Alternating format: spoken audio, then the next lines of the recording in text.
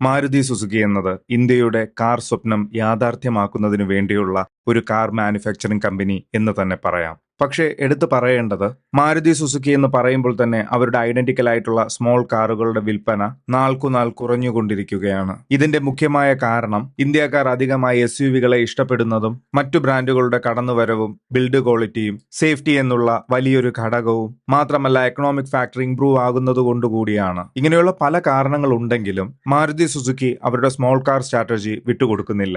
ഫെബ്രുവരി 2025 Maruti Suzuki അവരുടെ management plan പുറത്തുവിട്ടിരുന്നു. ഇതിൽ അവരുടെ ഫോക്കസ് ഓൺ സ്മോൾ കാർ എന്നുള്ളത് പ്രധാനമായി തന്നെ കാണിച്ചിരുന്നു. മാത്രമല്ല മൾട്ടിപ്പിൾ ആയിട്ടുള്ള എൻട്രി ലെവൽ കാറുകൾക്ക് വേണ്ടി വർക്ക് ചെയ്യുന്നു എന്നുള്ള കാര്യവും പുറത്തുവിട്ടിരുന്നു. ഈ കാറുകൾ മൈൽഡ് ഹൈബ്രിഡ് CNG ഓപ്ഷനുകളിൽ ലഭ്യമാകും എന്നുള്ള കാര്യവും അറിയിച്ചിരുന്നു. Next gen model including Maruti Suzuki വാഗണാറിന് strong hybrid power train develop ചെയ്യുന്നു എന്നുള്ള കാര്യവും അറിയിച്ചിരുന്നു. ഇത് സ്മോൾ കാർ സെഗ്മെന്റിന് വളരെ വലിയൊരു ബൂസ്റ്റ് ആയിരിക്കും. ഇത് കൺഫേം ആയത് മാരുതി സുസുക്കി ജപ്പാനില് അവരുടെ സ്ട്രോങ് ഹൈബ്രിഡ് വാഗണാറിന്റെ പല അപ്ഡേറ്റുകളെ കുറിച്ചും വെളിയിൽ വന്നിട്ടുണ്ടായിരുന്നു. ടോൾ ബോയ് ഹാച്ച് ബാക്ക് ഡിസൈനോടെ സ്ട്രോങ് ഹൈബ്രിഡ് ടെക്നോളജിയിൽ ഈ വാഹനം പുറത്തെത്തുന്നു എന്നുള്ള കാര്യം വളരെയധികം സ്പ്രെഡായി. ജാപ്പനീസ് സ്പെക് മോഡലില് വെറും 3.4 മീറ്റർ ലെങ്തിലാണ് ഈ വാഹനം ഉള്ളത്. ഈ വാഹനത്തെ പവർ ചെയ്യുന്നത് സുസുക്കിയുടെ advanced hybrid system 660cc petrol എഞ്ചിനിൽ ആഡഡ് ഇലക്ട്രിക് മോട്ടറോടെ ഈ വാഹനം നിർമ്മിച്ചിരിക്കുന്നു. എന്നാൽ ഇന്ത്യയിൽ ഈ എഞ്ചിനെ കൊണ്ടുവരികയില്ല. പകരം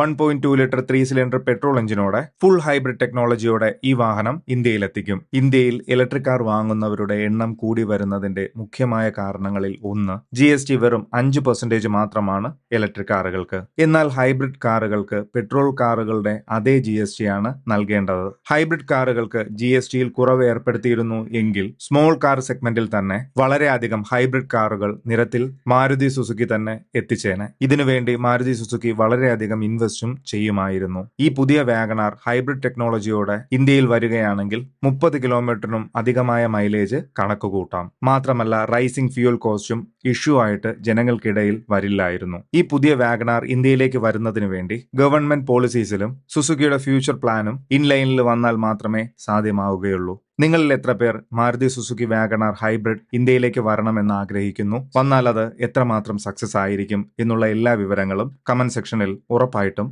പറയുക. എല്ലാവർക്കും ഹൃദയം നിറഞ്ഞ വണക്കം.